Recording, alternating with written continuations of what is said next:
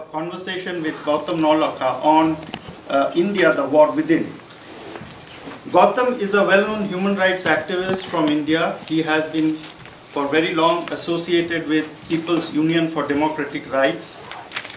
He has written widely on democratic rights and human rights and civil liberties in the context of India. So he has been one of the very few people who have been an outspoken critic of the government in terms of the intervention in Kashmir, in the Northeast, and recently he traveled into the heart of India, which we want to talk about today, where the Indian government has launched a war.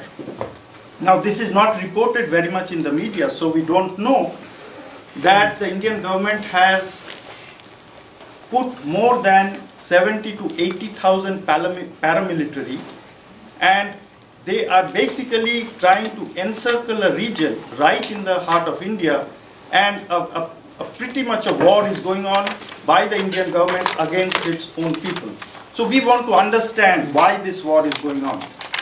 And Gautam traveled to that region along with John Middle, and he spent a lot of time there. He interviewed the General Secretary of the Communist Party of India, Maoist, and he wrote a detailed travelogue of what he found there.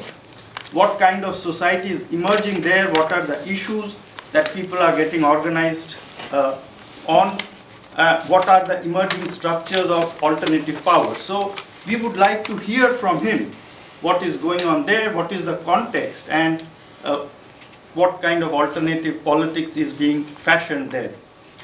Now, but before I ask Gautam to come and speak to us, I will briefly set the context of this whole thing by talking briefly about some macroeconomics issues in the context of India. So I will briefly try to address this question whether the growth that is taking place in India, and about which we always hear a lot. So take out any business newspaper and you will hear about the fascinating growth that is going on in India. So what is the impact of that growth on the working people of India? Is it improving their lives? So that is the kind of issue I would like to talk about by showing you some very striking evidence, and that possibly will set the context to understand why the Indian government has launched a war on its own people since about 2005. And we will try to understand the various stages that the war has taken place. So first, there was a formation of a vigilante group which was supported by the state. That didn't work, and then the paramilitary has come in, and as I said, in the press it was reported that 70,000 plus paramilitary is there. Now even the Air Force has come in. So initially the Air Force was just helping with reconnaissance, but now they are also trying to engage. There have been reports that the military is also possibly going to be engaged. So it is something which is really serious and which we want to try to understand. So let me briefly talk about this macroeconomic context by showing you some evidence of growth and distribution that's going on in India today. So what I would like to really ask you to consider is these three aspects of the growth regime that is currently underway in India. One is that this growth process is increasing inequality across various lines. So across lines of class, caste, region, inequality is increasing. The main reason why inequality is increasing, according to my view, is two things. One, there is stagnation in agriculture, and agriculture still employs the largest portion of the Indian workforce. So the second thing is that whenever they try to go out of agriculture, what is available is employment in the informal sector, which is very low wage paying and jobs. So both these things imply that a huge number of the workforce is caught in this low productivity, low wage work. So therefore, this inequality increasing implies that this growth process is really bypassing the majority of the people. The other thing which is a implication of this is that income and non-income measures of poverty have not improved at all. If anything, various things have worsened. So therefore, that is one of the important things to keep in mind, to juxtapose against this discourse of growth that is going on. And the third important thing is that the current phase of growth has managed to put a huge attack on the basic resources that the poor use, which are usually common property resources or resources outside the domain of the market, and trying to push them out of there.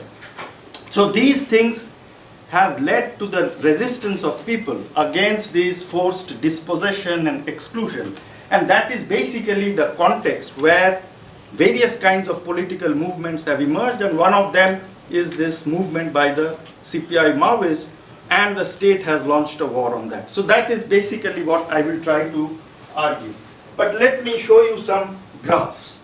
So this is what the business press always talks about, the growth rate. And it is true, it cannot be denied that if we want to measure the progress of India in terms of GDP, the growth rates have increased. So you can see this starts in 1951, and there is a striking trend that the growth has increased. That is true, and this is precisely what people are focusing on, with the implicit assumption that this growth must be leading to an improvement of the condition of the people. Now that is what is not happening. And the main way in which we can understand that is by looking at what is happening to employment. So this is a very striking figure. This shows the growth rate of employment in the formal sector of the Indian economy. So to understand what we mean by formal and informal, in India there is these two kinds of jobs. Formal sector jobs come in with social security, high wages. There are various kinds of rights that workers have. And then there is employment in the informal sector, which are very small firms, which do not have regular employment, wages are very low, conditions of work are hazardous, there is no security of jobs, so you can be fired anytime. What this is showing is that in the period in which Indian economy has been growing at a very high speed, the total organized employment growth has been close to zero. Now look at this period, 83 to 94. That was the period when this neoliberal growth regime was being put in place. At that time, the growth in the organized sector, employment was about 1.2%. That's the green line. That is still below the growth of the population. So even during this period, population was growing much faster than total organized employment growth. Now look at the next period, 94 to 2008, when the economy has really taken off in terms of growth rate of GDP, and you see that the green line has basically collapsed to zero. So employment in the organized sector has not been generated during this huge period. Interestingly, this whole thing is being led by the state cutting back, and the state generation of employment in the state sector has become negative. Now when I showed this earlier, Gautam pointed out a very important fact, that even though the total employment growth of the state has gone down, there are sectors of the state where employment is positive. And you can understand that if you understand that the war is taking place. So employment of the military, employment of the paramilitary and the police, that is growing. So some kind of jobs are being cut, but some kinds of jobs are growing. But overall, total organized sector employment growth has been close to zero. So what does this mean? This means that all these people who are joining the workforce during this period are being pushed into the informal sector. According to a report of the Sengupta Commission, which was formed to study the unorganized sector, close to 94% of the workforce in 2004-05 was employed in the informal sector. Informal sector jobs, as I said, is marked by low wages, very hazardous conditions of work, there is no job security, there is no social security, you don't have the rights to organize. So this is where most of the working people are, and therefore it is not surprising that this whole growth process is bypassing the largest section of the working people. Now this informal sector is spread across the sectors, so if we want to look at agriculture, industry and services, so it's not surprising that most of the agricultural employment is informal, what is surprising is that even industry and services, large proportion, more than 70% of employment is of an informal nature. Now, that really sets the tone to understand that the growth process that is going on today is not built on any structural transformation of the Indian economy. So if there is no structural transformation, that raises a huge question mark on the sustainability of this growth. Now, one way to understand this lack of structural transformation is to look at this sectoral composition. So the first figure gives us the sectoral shares of these three large sectors: agriculture, industry and services in terms of employment. The second one gives the share of these three sectors in terms of value added to national income. What is striking is that the share of value added from agriculture has fallen precipitously from about 55% to currently about 15 or 14%. But employment has not fallen all that much. Currently, the Indian agriculture still employs about 55% of the population. So that really highlights the fact that no structural transformation is taking place, and a large proportion of the workforce is still in agriculture, where productivity is low and there is stagnation.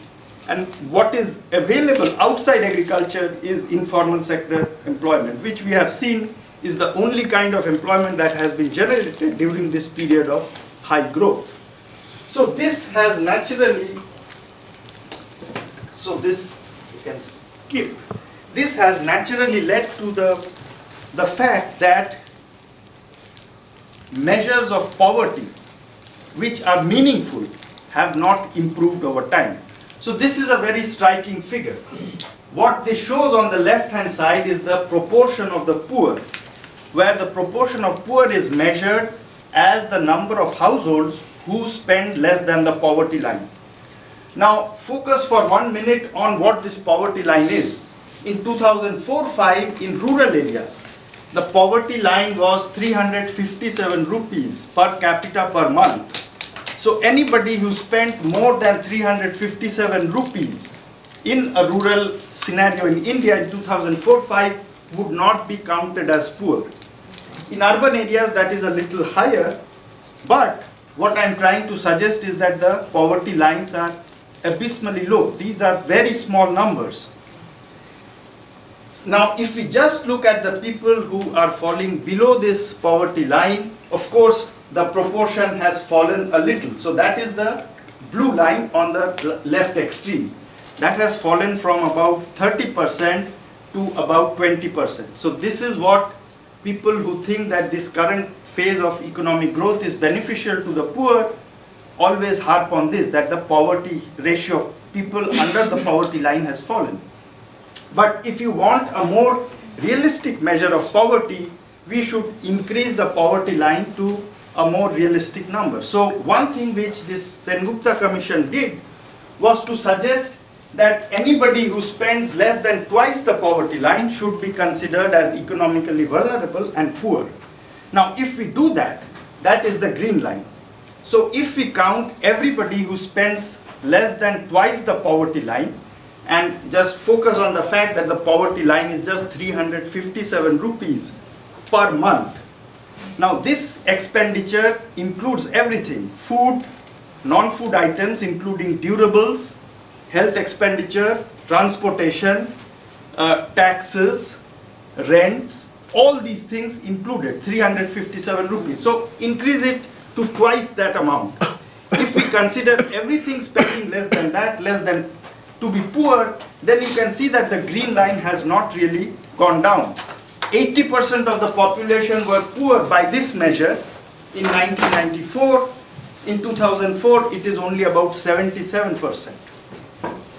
Can I take the questions once I finish? Okay, sure. Or if you have a clarification? I'm just curious if, when you say poverty, it would be different in cities than in rural, I would assume, because rural people would grow the crops on, a lot of people would grow crops on their property, to feed themselves. I'm not sure how much that would be. And in the cities, it would cost more to sustain yourself because you're not doing that, and cost of cities are more expensive. Right. So this actually takes account of some of that. So